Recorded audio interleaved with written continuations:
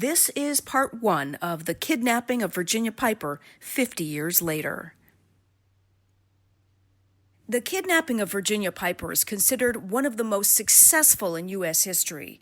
Nearly 50 years after the Twin Cities socialite was grabbed from the garden of her lovely suburban Minneapolis home, mystery still surrounds who kidnapped her and what became of the $1 million ransom money. In the summer of 1972, police arrested burglars in the Democratic National Committee headquarters at the Watergate complex in Washington, D.C. Elton John had his first #1 album in the U.S., and The Godfather was tearing it up at the box office. And in Minnesota, one of the most baffling and mysterious crimes in the state's history was about to unfold. A whodunit to the nth degree, with twists and turns, convictions, appeals, and reversals. And it's even oddly connected to the brutal mass killing at a farm far from the big city lights of Minneapolis-St. Paul. In this special 4-part report, Forum Communications examines the case of kidnapped socialite Virginia Ginny Piper of Orono, Minnesota. Why questions still remain unanswered about exactly what happened to her that summer day in 1972, and why the killing of 5 innocent people on a farm in Willow River is mentioned in the same breath. You're listening to The Vault, a Forum Communications podcast featuring true crime and general intrigue from the upper Midwest. This is Tracy Briggs. Before we dig into this 50-year-old mystery, it might be best to start at the very beginning by looking at the woman at the center of the drama. Who was Virginia Piper? She looks, well, like $1 million. That's how author William Swanson describes Virginia in the very first sentence of his book, Stolen from the Garden, which chronicles the Piper kidnapping. Virginia Piper was a beautiful 49-year-old mother of 3 sons. Grew up kind of in the horsey set in the West Metro, had several sisters. They were all beautiful. They were all intelligent. They were all very accomplished people. And in those days, the wife of a financier, or a tycoon, as the newspapers like to call them, was always a socialite. She didn't have a job. She didn't have a profession, even though she was college educated. But she was very prominent with Twin Cities charitable organizations. Virginia was married to Harry Piper Jr., better known as Bobby, who was the CEO of the prominent brokerage firm Piper, Jaffray, and Hopwood. Wealthy, respected, and prominent, you might find them at the same cocktail parties with the likes of the Dayton or Pillsbury families. Despite being part of the Twin Cities upper crust, Swanson said Virginia was pretty down to earth, as evidenced by her nickname. To friends, she was just Ginny. She was very, very popular. She was beautiful. She was funny. Everybody thought, despite the money, everybody considered her very easy to know and unpretentious, and just a very, very popular person. Ginny's popularity and ability to relate to people would play out in her favor on that warm afternoon of July 27, 1972, when her world would turn upside down. This is how she described what happened after she was rescued. This audio from a news conference is courtesy KSTP Television and the Minnesota State Historical Society. On Thursday afternoon, about 5 minutes of 1, I was out picking some dead pansies off one of my plants, and I had 2 cleaning ladies there that day because they always come on Thursdays, and one of them came running out to the terrace and said, "Oh, those men," and I couldn't imagine what she was talking about, so of course I went inside, and here were these 2 gunmen masked. Each one of them had 2 guns in their hands, and they said, "Go get one of the cleaning women ran away." So he said, "Get her back," and they tied them up, handcuffed me, and asked me where the safe was, and I said, "We didn't have one. Where's the jewelry?" And I said, "You may have 3 of my pieces that are upstairs. That's all I have." And they said, "Where's your old man?" And I said, "He is not here. He's at the office." And they said, "Okay, Mrs. Piper, you're coming with us." Ginny went on to explain that they put a gun in her back and led her to their car, where they put a pillowcase over her head and made her lay down in the back seat.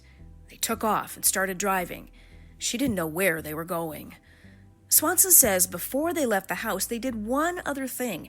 They left an envelope addressed to family on a desk by the front door. And that, of course, is this extraordinary ransom note.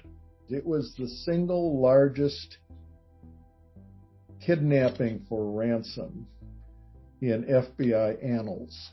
There were other large ones, but none in the United States as large as this. Mm-hmm. And $1 million. So Swanson said Bobby was the one to discover the cleaning ladies tied up and the note laying on the table. Bobby is a no-nonsense guy.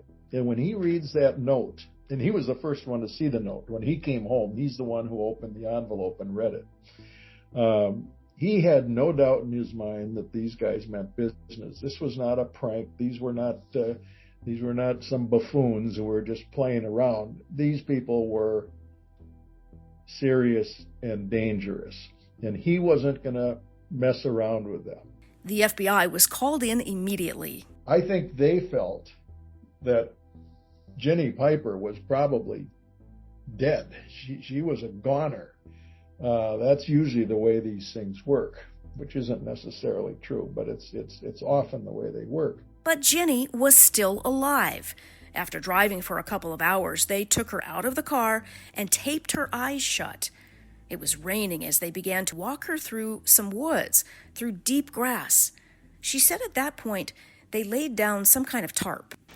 And I told me to sit down, so I did. And fortunately, I had on a pair of slacks and a blazer. Otherwise, I would have been very cold. And we just sort of sat there for 2 days. I sat up straight, and one of the kidnappers was in my attendance all that time. He only chained me up to the tree when he left to go, if you heard a funny noise or something in the woods. I was handcuffed the entire time. The most miserable part about it was that it was so terribly cold and wet and damp, and he was even shivering as much as I was. But then Friday night, he told me that my husband was delivering the ransom. Now, the ransom note was very specific. The kidnappers asked for used $20 bills without markings to be bound in 4 separate packages and put inside a canvas bag. Bobby follows an intricate set of instructions about the drop-off of the money and returns without incident. The kidnappers appear to have the money, but Bobby still has no clue about who they are. But while Ginny waited for that ransom to be delivered, she sat and waited, chained to the tree, cold, hungry, and tired. She was told not to look at her captor. Only one of them had stayed behind to guard her. The other kidnapper had left.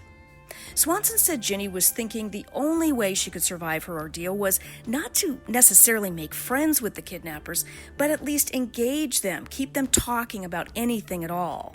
She goes to cocktail parties all the time. That's what these socialites did in the evenings. You know, they would go. Bobby would take her to New York and schmooze with these Wall Street guys, and she was really good at it. And she was a charming woman, and somehow she managed to do that. I don't know if you could say she charmed this guy, but he treated her decently, and he realized that he had a golden goose on his hands too, so that had something to do with it. But he could have behaved much more differently, and everybody who knows Ginny, including her sisters who know her best, would say Ginny was able to stay alive because of who she was and how she operated. In fact, Swanson said later Ginny would often bring up how differently the kidnapping could have turned out if their intended target, her husband, was home. You know, as she said more than once, it was a good thing they kidnapped her instead of Bobby, because Bobby did not have those social skills. And Bobby would have probably defied these guys and been killed. I mean, Ginny believed that. So Ginny Piper waited. The glamorous socialite had now been chained to that tree for more than 24 hours. It was Friday now, and she'd been kidnapped Thursday afternoon. Her kidnapper, the one that remained with her in the woods, now told her he would set her free Saturday morning if all of the ransom money was in order. They left me Friday night, chained to the tree, and didn't come back. So I figured that nobody would ever find me again. And then fortunately at 1 o'clock, I thought it was about 5, but it was 1 o'clock Saturday afternoon. In the distance, I heard a door slam, and I thought it was the car. So I yelled, "Help!" And it was the FBI. And 5 of them came running through the underbrush. And I've never been so glad to see people as I was to see them. While no doubt authorities were thrilled at the return of Ginny to her family, the pressure was now on to find those responsible and recover the ransom money. But it wasn't going well. This was a bad time for the FBI. It had been a very embarrassing time for a lot of reasons, and they had a lot of stuff going on. There was the D.B. Cooper hijacking a few months earlier. They were dealing with the Black Panthers. They were dealing with the widespread campus unrest and protests and marches, the anti-war. I mean, it couldn't have been worse. J. Edgar Hoover had just died. He passed away in June of 1972. And they were desperate. Here's this big high profile case, and they can't come up with anything. They can't come up with anything definitive. Swanson says they interviewed at least 1,000 people, among them a couple of petty Twin Cities criminals named Donald Larson and Kenneth Callahan. But they were eventually cleared in 1972.